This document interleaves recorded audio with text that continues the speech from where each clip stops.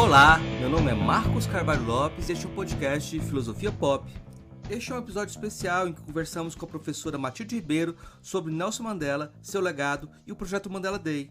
Essa semana teremos 3 episódios especiais focados no Mandela Day. O de hoje com Matilde Ribeiro, na quarta lançamos uma conversa com o jornalista Manuel Soares e na sexta a conversa de Matilde Ribeiro com a escritora Kilza de Oliveira. Matilde Ribeiro é uma liderança histórica do movimento negro e das lutas das mulheres negras, ex-ministra da Igualdade Racial no governo Lula, é professora na Unilab, autora do livro Política de Promoção da Igualdade Racial no Brasil, de diversos artigos sobre gênero e raça. Em 2021, recebeu da Universidade Federal do ABC o título de doutor honoris causa. O Filosofia Pop é um podcast que aborda a filosofia como parte da cultura. A cada 15 dias, sempre às segundas-feiras, a gente vai estar aqui para continuar essa conversa com vocês. Intercalando com nossos episódios normais, de quando em quando vamos apresentar episódios de entrevistas temáticas especiais. O episódio de hoje é uma parceria com o projeto de extensão Filosofia, Cultura Popular e Ética, desenvolvido na Universidade Federal de Jataí, e com o grupo de pesquisa Amandla. Lembrando que você pode encontrar o podcast Filosofia Pop no Twitter, Instagram, Facebook e outras redes sociais. Nosso e-mail é contato@filosofiapop.com.br. Vamos então para a nossa conversa com Matilde Ribeiro sobre o Mandela Day.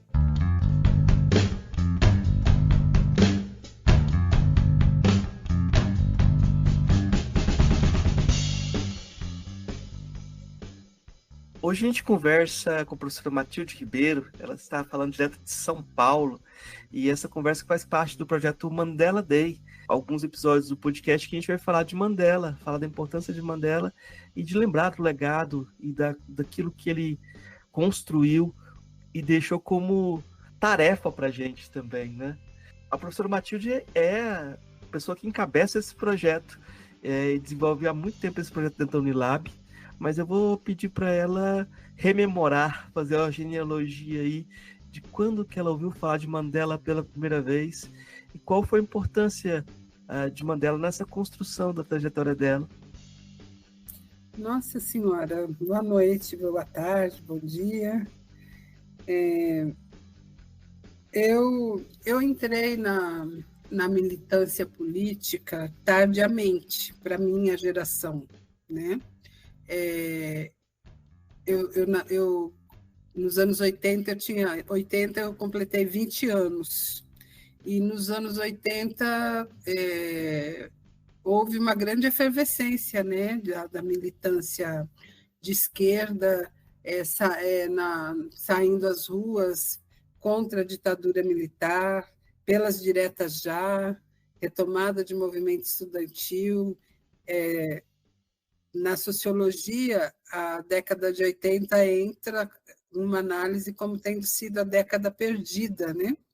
E eu encontro no campo das ciências sociais e do ativismo político uma década de efervescência, né? Tanto enquanto reflexão política, quanto ativismo mesmo, povo na rua, né? Então, foi nesse processo que eu ouvi falar de Mandela. Aliás, foi nesse processo que eu descobri que tinha ditadura militar no Brasil, que tinha apartheid na África do Sul, que o Holocausto tal, enfim, foi aí que eu fui descobrindo essas atrocidades no mundo, né? E efetivamente, Mandela entra para a minha vida assim, como um ponto na agenda política quando ele vem para o Brasil, depois de ter saído da prisão. As datas que me fogem todas, assim, mas a data exata eu não lembro, mas foi no início dos anos 90, quando a prefeita em São Paulo era Luísa Erundina, e a prefeita recebeu o Mandela com grandes honrarias. Ele esteve em vários lugares no Brasil, né? E aqui em São Paulo, recebido pela prefeita Luísa Erundina, havia uma aproximação forte do movimento negro com as políticas públicas tocadas pela prefeitura. Nós tivemos, enquanto movimento social, um grande protagonismo na campanha da Luísa Erundina. Então, foi formado um comitê misto entre governo, sociedade civil, instituições públicas, privadas, para organizar a recepção ao Mandela. Eu tinha 20 anos, era completamente inexperiente na vida política, porque não vinha de uma família militante, não vinha de referências outras senão a faculdade, né? Eu fiz serviço social na PUC, a PUC era um celeiro de luta contra a ditadura militar, e só que eu, como jovem periférica, comecei a trabalhar muito cedo, tal. Eu trabalhava o dia inteiro, estudava à noite, morava na periferia, então a vida era muito corrida, né? E eu tive que optar entre estudar e trabalhar. Então, não tinha, durante a graduação, que foi de 80 a 83, eu não tinha militância política efetiva, né? Participava de flashes. E então eu acompanhei, vendo de perto o processo organizativo, mas eu não estava por dentro dele, né? Mas me recordo que foi um momento de efervescência, né? Por onde Mandela passava, carregava multidões, né? E a partir daí eu fiquei ligada, né? Então tudo que acontecia na África do Sul e na luta contra o apartheid passou a me chamar a atenção. Mas eu não participei dos eventos, né? Eu não estive nos salões por onde ele passou, né? Eu senti só o cheiro, mas o cheiro já fez diferença na vida, com certeza. Hoje em dia, cada vez mais eu vejo gente falando de um apartheid social no Brasil quase ontológico entre negros e brancos. Até que ponto que esse discurso tem validade? Até que ponto que o legado de Mandela dessa luta contra o apartheid deve ser retomado, deve se continuar?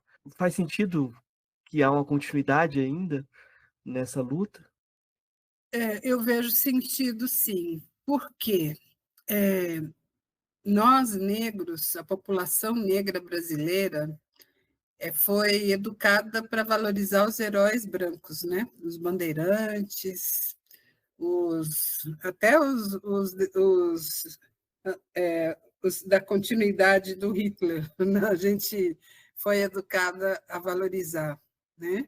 E não sabemos da história do nosso povo, né? Das nossas lutas. Então, eu vejo total conexão como uma referência positiva de luta humanitária. Eu vejo total sentido entre linkar a luta de Zumbi dos Palmares, tempos diferentes, óbvio, né? Não dá para comparar em termos de temporalidade, né? Mas eu vejo total sentido em resgatar Zumbi dos Palmares, em resgatar Nelson Mandela, em resgatar Antonieta de Barros, como também Martin Luther King, enfim. Eu acho que resgatar esses ícones, esses símbolos, nos coloca na condição de nos despertar para entender a história da humanidade. Eu vejo total sentido. A gente tem visto muitas comparações entre Lula e Mandela na luta sobre direitos sociais. Como que a senhora vê essas comparações? Até que ponto que elas são válidas quando se fala do movimento negro? Eu vou ser bem sincera, eu acho forçação de barra. Eu sou uma admiradora de primeira hora do Lula. Eu não vejo na história brasileira nenhum ícone mais importante que o Lula no que diz respeito à defesa dos direitos da classe trabalhadora. É óbvio que nós temos outras referências, tem Leonel Brizola, enfim, tem referências outras, mas o Lula ele encampa uma luta muito mais ampla, muito mais complexa do que só pensar no partido ou no sindicato. Ele pensa a sociedade, ele pensa o Brasil no mundo, pensa e age em relação a isso, e com uma boa sensibilidade para esse campo da diversidade. Eu não tenho ilusões, eu não acho que ele incorpora a luta antirracismo como centro da questão social, como é o que eu defendo. Ele não chegou a isso ainda, né? Mas ele faz conexões importantes e respeita o processo de organização do movimento negro no rol dos movimentos sociais, né? Mas nem por isso eu acho que dá para forçar a barra, porque o Mandela, enquanto estadista negro, ele teve a questão racial como centro, né? Óbvio também que o próprio Mandela é criticado, né?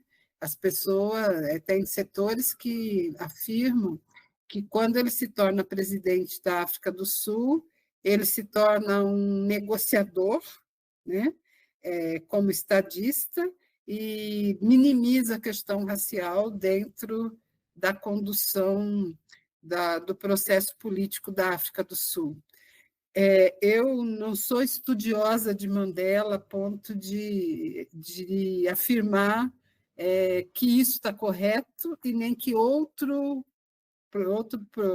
procedimento e pensamento esteja correto. Pelo cheiro, né, assim, pela compreensão que eu tenho da luta humanitária, mesmo que ele não tenha, Mandela não tenha na África do Sul tido a questão racial grandiosamente como centro do seu papel enquanto estadista, eu entendo que, historicamente, ele fez a diferença, né? E entra para o rol dos heróis da humanidade, como falamos de Samora Machel, como falamos de Agostinho Neto. Mandela tem uma maior importância ainda, né, na historiografia e no reconhecimento, porque ele se tornou uma janela, né, em relação à compreensão do mundo na luta pela democracia, ficando preso 27 anos, tido como terrorista, né, por ser defensor do não apartheid. Ele foi defendido planetariamente, né? O apartheid na África do Sul só recuou porque teve um movimento internacional forte para isso, né? Então, isso torna ele acho que é Mandela e Gandhi, talvez, que sejam os principais ícones da história mundial, que são conhecidos de ponta a ponta. Então, cada um com seu cada um, né? Considerando as histórias e os momentos políticos e as estruturas dos países, então cada um tem importância, mas não dá para dizer que é a mesma coisa. E a visão dele como um líder panafricanista? Isso já transparecia nessas visitas dele aqui no Brasil? A ideia de uma solidariedade mais ampla? O Mandela, até onde consigo enxergar, ele ia mais pelo viés da construção da paz mundial, né, e de uma perspectiva humanitária, do que exatamente uma perspectiva panafricanista, né? Pelo que li, pelo que já assisti em filmes e participei de debates, eu consigo ver diferencial entre as duas coisas, né? Recentemente, eu participei em Salvador de um congresso que reuniu a América Latina e Caribe numa perspectiva de que, dentro da lógica do panafricanismo, a América do Sul e Caribe, liderada pelo Brasil, é a sexta região do panafricanismo, né? Considerado que na África estão as 5 regiões. Então, o Brasil tem uma importância grande nesse processo atual do debate do panafricanismo, que lá no seu nascedouro tinha por base, tendo Marcus Garvey e outros líderes puxando a ideia do retorno à África, né? Considerando os processos de escravização e da questão transatlântica, né? Dos africanos para outros lugares do mundo como seres escravizados, né? O debate hoje não tem essa base, com certeza, não dá para ter, mas é muito.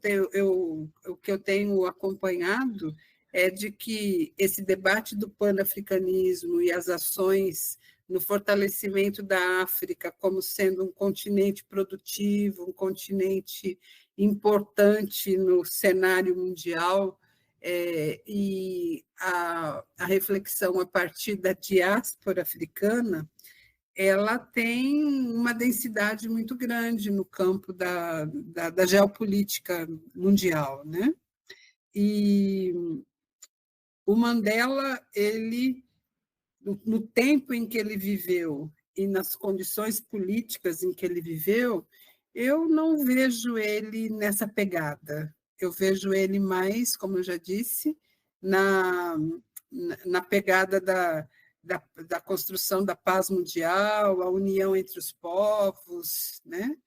Que tem a sua importância, sem dúvida, mas eu não vejo ele no corredor do panafricanismo enquanto teoria.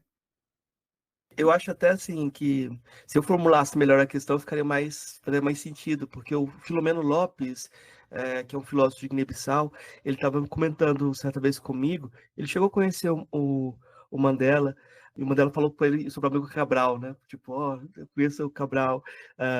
E aí o Filomeno comenta que o Mandela uniu os povos africanos, os países africanos na ONU, e argumentou que era melhor se uma pessoa falasse por todos os países africanos e fosse ouvida, do que você fragmentar as vozes e ninguém ser ouvido. Sim. Aí eles usaram essa estratégia. Mas isso, claro, é uma estratégia muito mais prática e muito mais, vamos dizer assim, distante da teoria panafricanista e mais próxima da geopolítica pragmática, né? Exato. E, assim, eu me espantei. Eu já tinha estado na sede da ONU em outras situações da vida, mas eu não tinha prestado atenção no que eu vou falar agora. Na entrada da sede da ONU, em Nova York, tem uma estátua do Mandela em tamanho gigantesco, uma estátua de uns 2,5 metros para 3. Ele de braços abertos assim para o mundo, né? Isso assim, passando na porta principal, você dá de cara com Nelson Mandela. Então, daí dá para ver, né, essa simbologia dele dentro dessa lógica do mundo ONU, né, que vai pelo consenso, vai pelo diálogo, e a vida não é bem assim, né? A vida política nem sempre vai bem. Aliás, na maioria das vezes não vai pelo consenso, vai pelas guerras, né? Então, os críticos de Mandela, eu acho que pegam por essa vertente, né? De uma crítica dele não ter se mantido na agenda política como que enfrentasse os conflitos da maneira que muitas vezes é necessária, né? Que é a do enfrentamento. Enfim, ele foi um pacificador. Às vezes faz falta o pacificador e às vezes faz falta o lutador. Cada momento, talvez a gente precisa de dessas facetas. Mas, professora, agora vamos falar um pouquinho do Mandela Day. A gente Sim. falou um pouco da figura do Mandela. O que é esse projeto Mandela Day e como ele tem se desenvolvido e qual o objetivo dele? Sim. Olha, você estava lá comigo na Unilab, lá em Malés, na Unilab Bahia, quando ele surgiu. Ele surgiu no susto, né? Eu não tinha, em 2014, uma formulação que hoje está em evidência, e eu vou falar daqui a pouquinho sobre ela. Lá em 2014, quando a Unilab na Bahia, né, a unidade Malés, tinha acabado de ser inaugurada, nós chegamos 12 docentes, né, vindo de lugares diferentes, um não conhecia o outro, a gente não sabia onde estava pisando, né? Talvez se nós soubéssemos, a gente talvez não tivesse escolhido ir para lá, porque a batalha foi grande, o aperreio foi grande para construir o trabalho, foi e é, né, lá naquela região. E aí eu entendo que cada um de nós, a partir da sua trajetória, chegou lá cheio de amor para dar, né? Querendo contribuir para criar um novo espaço acadêmico, né? Eu não vinha da experiência acadêmica, tinha até dado aula aqui e acolá, mas de maneira mais pontual, mais como bico do que como profissão, né? Então, eu levei para dentro da construção desse projeto acadêmico, eu levei um pouco da minha bagagem ativista, né? E quando eu descobri que a ONU tinha instituído o dia 18 de julho como Dia de Mandela, justamente para valorizar o legado deixado por ele e para relembrar o mundo de que o apartheid é um regime nocivo, né? Foi e é, né? Porque eu sou da turma que defende que ele não acabou, né? Ele teve a sua oficialidade de finalização decretada, mas as estratégias do apartheid estão presentes na África do Sul, no Brasil e no mundo. Então, eu peguei, falando popularmente, né, eu peguei um limão e fiz uma limonada, porque eu me recordo que aquela atividade que aconteceu lá no mês de julho de 2014 foi a primeira atividade que agregou a comunidade acadêmica presente lá na, na unidade Malês. Foi a primeira vez que nós nos encontramos todos no mesmo lugar, né? No pátio, né? Porque é uma escola, né? O espaço físico da Unilab é dentro de uma escola projetada para o segundo grau, né? Conforme eu fui lançando a ideia de nós fazermos uma atividade dentro da agenda Mandela Day, eu fui encontrando adeptos e adeptas, né? Os estudantes se empolgaram, né? Teve roteiro de teatro, teve música, teve dança, teve encenação, teve de um tudo, porque a estratégia que nós adotamos foi de que cada sala faria a sua homenagem ao Mandela. E aí, juntando isso no pátio, virou um festival. Foi daí que nasceu a ideia do festival, né?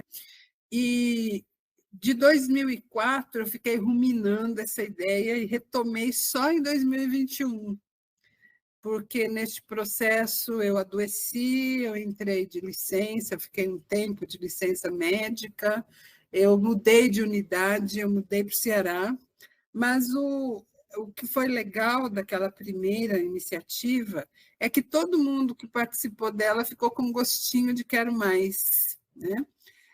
Inclusive, teve atividade dentro da Unilab, mas depois foi para fora, porque a Valu Ribeiro, a minha irmã, que é fotógrafa, por acaso estava lá nesse dia, e no dia seguinte ela saiu em Romaria com os estudantes, andando pelas ruas de São Francisco do Conde, fotografando a cidade e provocando que os estudantes se reconhecessem na cidade, né? Então, quando eu encontro estudantes que participaram desta proposta há 10 anos atrás, eles me contam como foi importante para eles. Então, por exemplo, tem a Izzy, né, Madalena, que agora está na Universidade do Pará, ela participa do Mandela, em conversas comigo, ela levou o Mandela Day para a Universidade do Pará, não, desculpe, do Paraná. Ela levou, né, para o FPR em Curitiba, a Carol, que fez o roteiro de teatro, que está na Bahia, hoje trabalha com teatro e cultura popular na periferia de Salvador. Esses estão conosco, você também, no Grupo Amândala, né? E nós estamos desenvolvendo a proposta. Então, acho que foi uma ideia que encantou lá atrás. E agora nós estamos na 4ª edição, e o nome dessa atividade agora é pomposo, é chique, Mandela Day, Festival Internacional, Multicultural, Multidisciplinar. E cada ano a gente desenvolve um tema. Este ano, o tema é Cooperação Internacional, Solidariedade, Ancestralidade, Educação e Cultura, né? Eu estou fazendo meu pós-doutorado na área de cooperação internacional, Brasil-África, então o tema tem muito a ver com o que eu estou estudando, mas eu sempre encontro loucos e loucas que me seguem, né? Então a gente desenvolve esse festival anualmente com pouquíssimo recurso, quase nada de recurso, e esse ano eu ainda não sei, não tenho ainda contabilidade do que está acontecendo, mas o ano passado, na 3ª edição, com 50 mil de apoio que nós tivemos para a atividade, nós fizemos 23 eventos em 16 cidades e 7 estados brasileiros. Este ano, ele está sendo mais virtual do que o ano passado, que foi mais presencial, mas esse ano ele efetivamente se internacionalizou. A Valu, a minha irmã, levou o festival para a Itália e deu maior ibope lá na Itália. Ela volta o ano que vem para a 2ª edição na Itália, né? E eu tenho a pretensão de, o ano que vem, considerando que o meu pós-doutorado eu vou fazê-lo em 2 anos, um ano de licença e outro ano ralando, como sempre fizemos, tudo ao mesmo tempo, trabalhando e estudando. O ano que vem eu pretendo levá-lo para os 5 países africanos de língua portuguesa e a própria África do Sul também.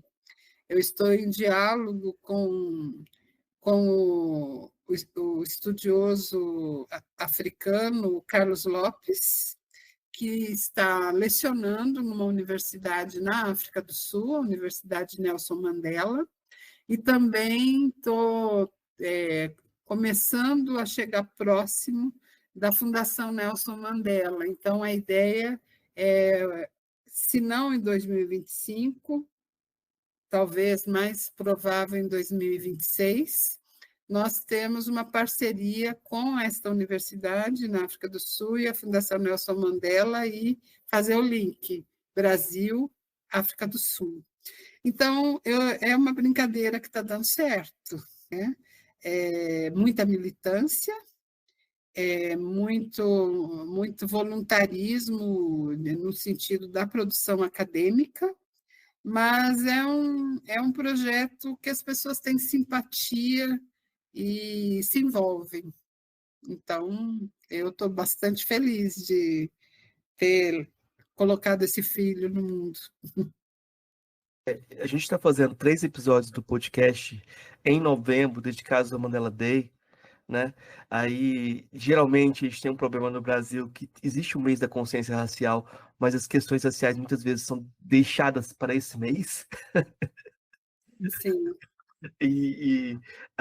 Talvez seja um momento assim de mais gente seguir esse caminho ou se empolgar para pensar em 2025 ter mais Mandelas Days por aí, porque tem agora no final do ano tem um monte de editais da Lei Paulo Gustavo, tem um monte de caminhos também para você tentar fomentar ou tentar construir. Mas mais importante do que você construir através de verbas, é ter a vontade de fazer alguma coisa no pátio da escola, fazer alguma apresentação, fazer alguma atividade para multiplicar esse Mandela Day, né? Eu acho que seria muito interessante que se a gente conseguisse que os podcasts fossem um divulgador nesse sentido, de Exato. plantar semente para mais gente, né? Este ano nós temos uma novidade bem bacana. O que nós conseguimos de recurso, que foi o mesmo que conseguimos o ano passado, 50 mil reais, nós vamos concentrar na cidade de Paracuru, no interior do Ceará, porque lá tem uma ONG, Instituto Feminista Casa Lilás, que as pessoas dessa ONG elas integram o Grupo Amândala, né, que é o grupo que eu lidero pela Unilab. Também eu sou coordenadora deste grupo e a vice-coordenadora é a professora Joana Dark, que não está mais na Unilab, ela está agora na Universidade Federal de Pernambuco, então o Mandela Day também vai para Pernambuco, e ela nessa cidade, essa ONG encampa, então nós vamos vai começar agora, semana que vem, porque ambiciosos, né, nesse voluntarismo, este ano nós estamos fazendo o Mandela Day de julho a novembro, então nós estamos linkando Mandela Zumbi, né, em termos de agenda política. E lá em Paracuru, a atividade começa agora, segunda-feira, dia 4, uma semana de atividade. Então, além do que é corriqueiro, né, os seminários, as oficinas, tal, tem 3 coisas que despertam atenção na cidade. 2 já aconteceram, que é um cortejo de maracatu, é a segunda versão desta atividade, que com uma escola de maracatu que tem em Fortaleza, que é liderado pelo artista e produtor cultural Pingo de Fortaleza. Ele leva o grupo chamado Maracatu Solar para Paracuru e a gente invade a cidade com maracatu. O ano passado nós andamos as principais ruas da cidade, fizemos atividade ao ar livre, em praça pública, etc. Então, esse repete esse ano. A outra atividade que acontece já nas 3 edições de Paracuru é uma culminância.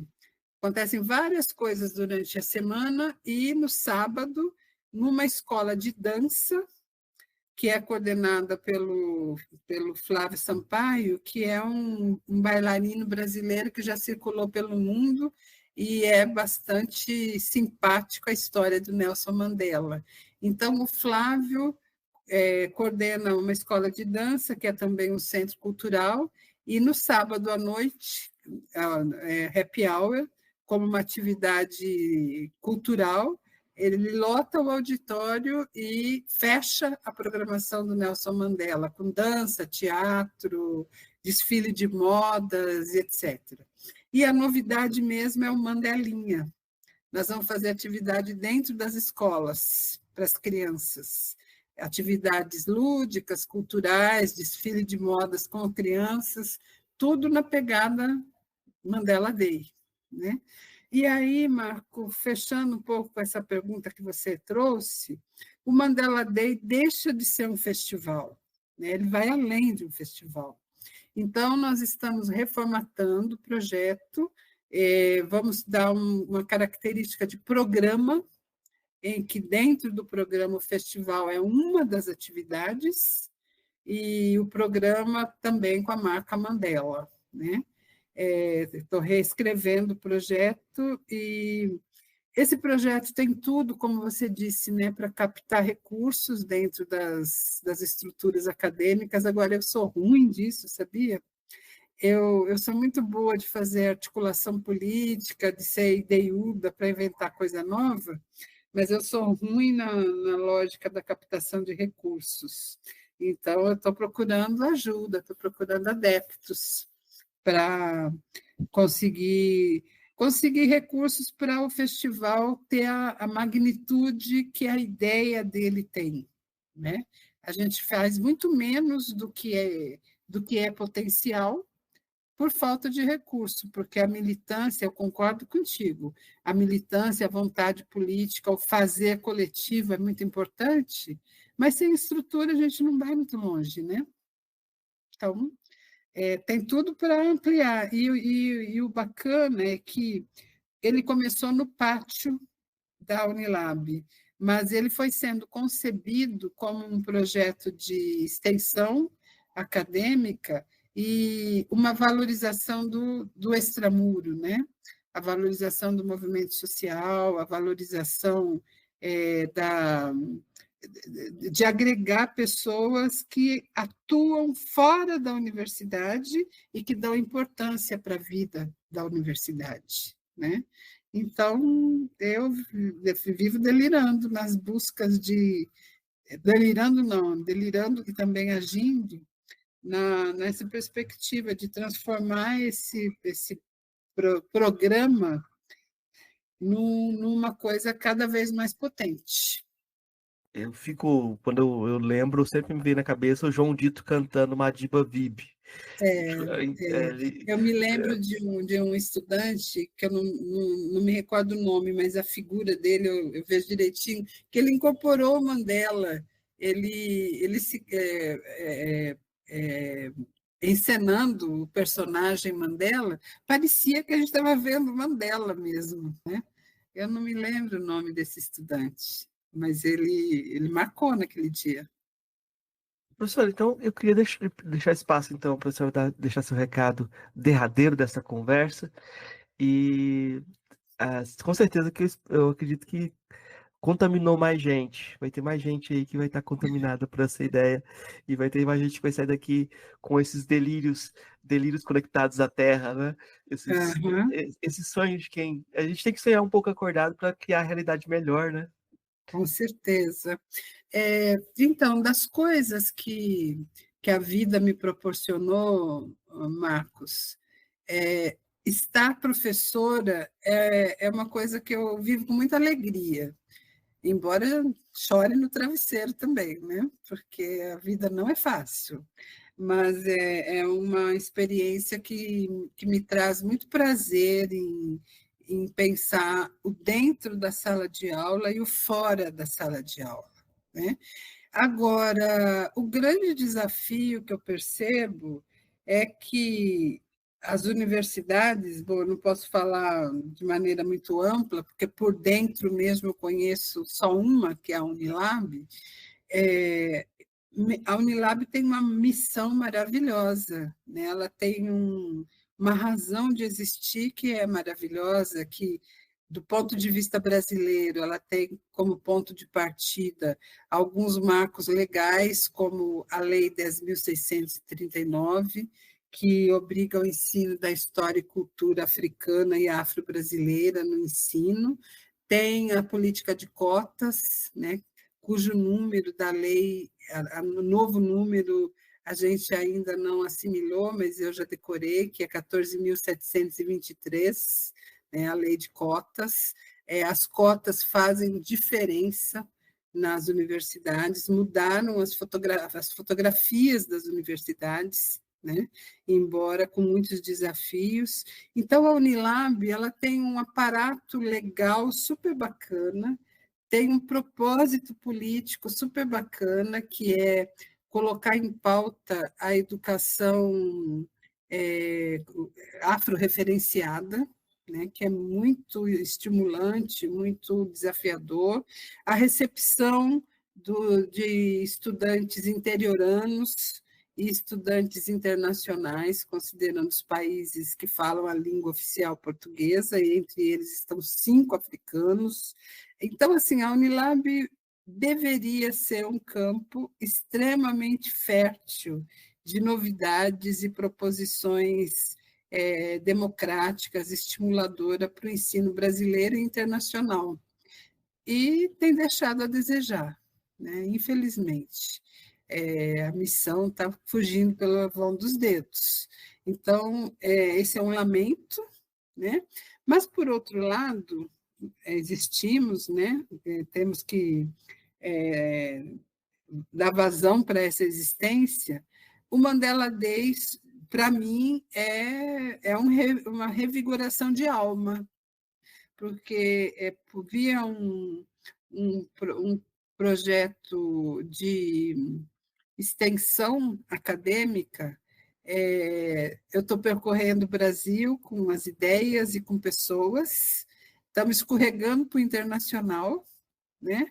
E agregando pessoas a fim de que a universidade cumpra com seu papel primordial, que é a democratização do ensino e o diálogo com a sociedade, né? Então, eu estou bem tranquila e bem entusiasmada que nós estamos fazendo o nosso dever de casa, né? Agora, pergunte o preço para isso, que dá outro podcast, né? Teremos a oportunidade de fazer esse outro podcast, então, no futuro. Com certeza. Poxa, muito obrigado, então.